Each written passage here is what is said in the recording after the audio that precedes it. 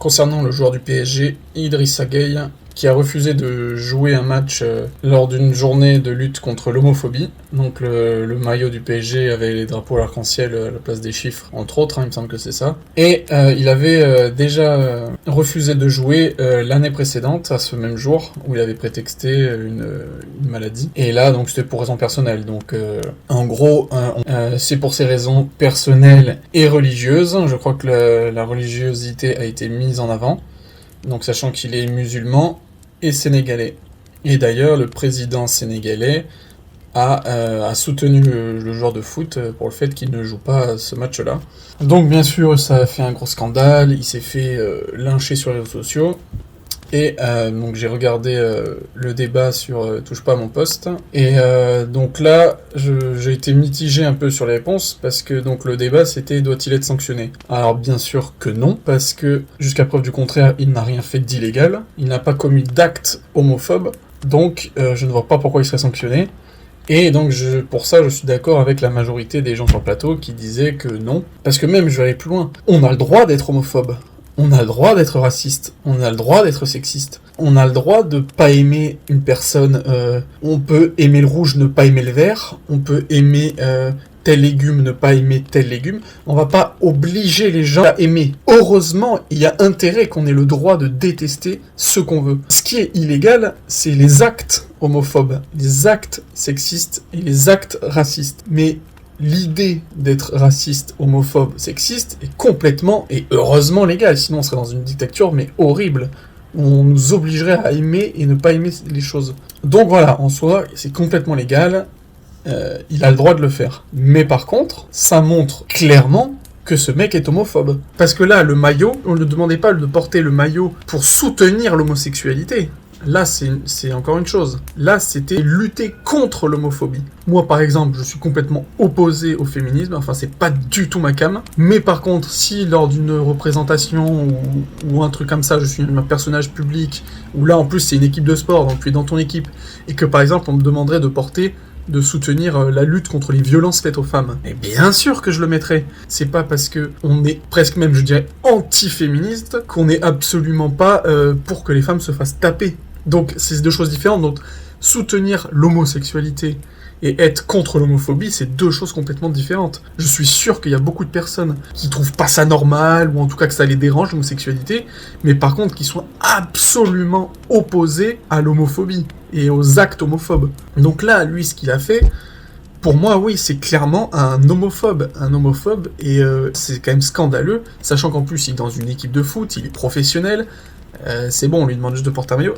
Encore une fois, c'était pas un maillot pour l'homosexualité, c'est un maillot contre l'homophobie. Moi, voilà, cet acte-là, il est clair et net que c'est un acte homophobe de pas avoir joué en portant ce maillot. Et donc là, dans TPMP, il y avait Gilles Verdez qui défendait ce joueur, et en plus, c'est marrant parce que les arguments qu'il utilisait pour le défendre, ça allait clairement dans le sens de dire, regardez, c'est un gros homophobe. Parce qu'il disait clairement que c'est ses convictions personnelles et religieuses, et ça c'est une vérité, c'est que les religions monothéistes sont homophobes. Et ça, même Gilles Verdez, il le disait normalement, alors qu'il est absolument d'accord avec ce joueur. Mais, enfin voilà, et d'ailleurs, même le président donc sénégalais, qui est musulman, a soutenu ce truc-là. Et à côté, en face, on avait Mathieu Delormeau, qui lui est homosexuel, a pété un plomb, parce que justement, il trouvait ça scandaleux de le soutenir et de dire ça, parce que je comprends son point de vue du fait de dire que l'homophobie, l'acte homophobe, c'est un délit. C'est pas pour ou contre. Enfin, tu peux être pour ou contre, mais si t'es pour, tu rentres dans le délit.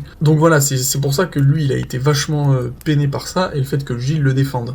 Après voilà, c'est parti en sucette. Mais sur la forme, il n'a rien fait d'illégal, donc il ne peut pas être sanctionné. Mais voilà, sur le fond, ça montre que ce joueur est un homophobe. Pour finir, voilà, je parlais plus généralement, parce que je disais voilà que les religions monothéistes sont homophobes. Parce que c'est clair et net, c'est marqué dans les livres, il suffit de lire la Bible et le Coran, et vous verrez bien qu'il y a des traces d'homophobie. Et d'ailleurs, c'est simple, depuis la nuit des temps, l'homosexualité a toujours été traquée, condamnée, etc. Et en fait, je vais aller plus loin, c'est pas la religion qui est homophobe, c'est l'homme qui est homophobe. Parce que même en Asie, en Amérique, en Afrique, en Océanie, vous verrez toujours des traces d'homophobie. Et c'est pour ça que là, les religions, elles ont été utilisées par les hommes. Mais pour moi, ça montre bien qu'il y a des traces d'écriture d'hommes dans ces livres, parce que l'homophobie, elle est généralisée dans le monde. Et c'est juste que dans ces religions-là, ça a été inscrit comme un dogme. Et c'est pour ça, d'ailleurs, que les prêtres et même le pape et tout ça, avant, étaient clairement homophobes. Et comme le christianisme a évolué en parallèle avec la civilisation occidentale qui est chrétienne, les mœurs occidentales ont évolué, ont changé, du coup, les chrétiens se sont trouvés dans la merde. Et maintenant, ils peuvent plus le dire officiellement, et sans crainte de dire qu'ils sont homophobes. Mais du coup, ils vont un peu diverger, ils vont arriver à trouver des explications pour dire oui, mais non, mais machin. Et là où l'islam n'a pas le problème, c'est que dans ces pays, les pays musulmans, où c'est la religion et la politique qui domine, qui est dominée par l'islam, vu que cette civilisation-là, elle n'est pas encore arrivée au stade de la civilisation occidentale au niveau des mœurs et de l'éthique, que eux, ils ont aucun problème, et que du coup, la religion clairement condamne. La preuve avec tous les pays musulmans qui condamnent l'homophobie. Et c'est pour ça que là, ça clash dans les endroits où il y a des minorités musulmanes dans les pays occidentaux. Parce qu'il y a un clash d'éthique et de mœurs. Et vous verrez que dans le futur, quand les populations, que ce soit arabes ou africaines, ou peut-être même indonésiennes, quand elles évolueront leur mentalité, leurs mœurs, leur éthique, et qu'elles verront que c'est pas grave d'être homosexuel et que c'est pas une maladie ou une déviance, la religion se retrouvera dans la merde et sera obligée d'aller dans le courant du peuple. Et du coup, l'islam fera exactement ce qu'a fait le christianisme.